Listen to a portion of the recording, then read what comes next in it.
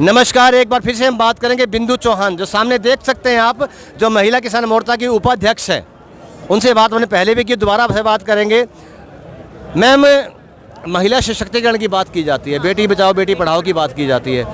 आज वही किसान की जो बेटियां हैं, महिलाएं, जो सशक्तिकरण दावा किया जाता है, उन्हीं बेटियों के हाथ पैर तोड़ने का प्रयास किया गया है। सरकार से क्या कह जाएंगी आज? मैं सरकार से नहीं, आपके चैनल के माध्यम से उन लोगों से कहना चाहती हूँ जो अब भी अपने घरों में बैठे हुए हैं ना, अंधभक्त बने हुए मोदी सरकार के कि ये बेटी बचा रहे बेटी पढ़ा रहे हैं। अब आपके सामने की बात है, यहाँ पे मैं बैठी थी, मुझे लाठी लगी है।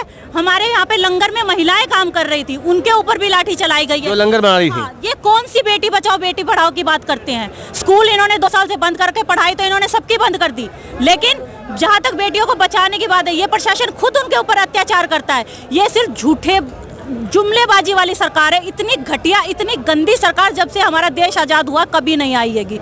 हमारे देश की आज़ादी को 75 साल हो गए, लेकिन जलियांवाला कांड आज दोबारा दोहराया गया है। किसानों को भगा भगा कर एक बार नहीं, सुबह से लेकर 4 बार शांति से बैठे हुए किसानों के ऊपर लाठीचार्ज किया गया है।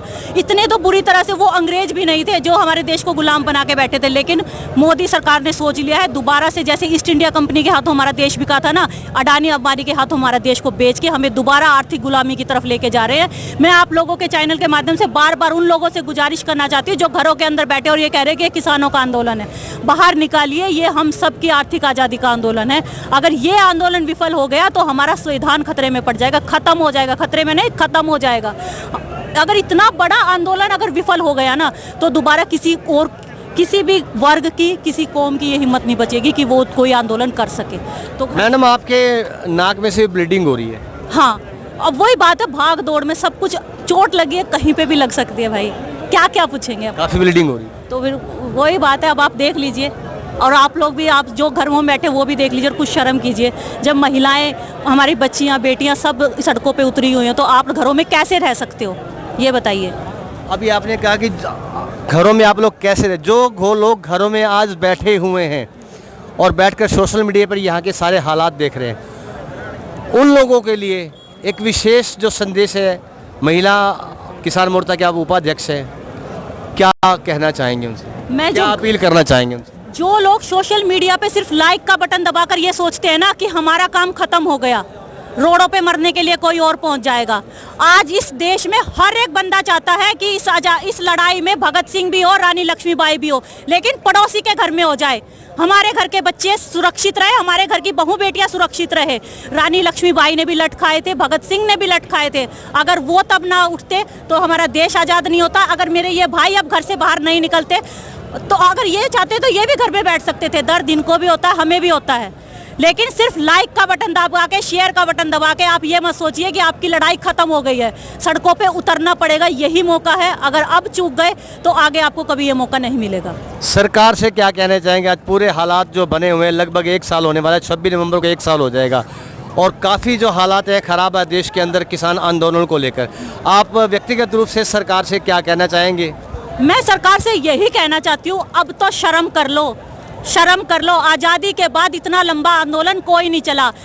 अब ये हमारा आज़ादी का मंथ चल रहा है, अगस्त का महीना, इसमें हमें आज़ादी मिली थी। 9 महीने में तो अंग्रेजों ने भी आंदोलन खत्म कर दिया, तो वो भी झुक गए थे।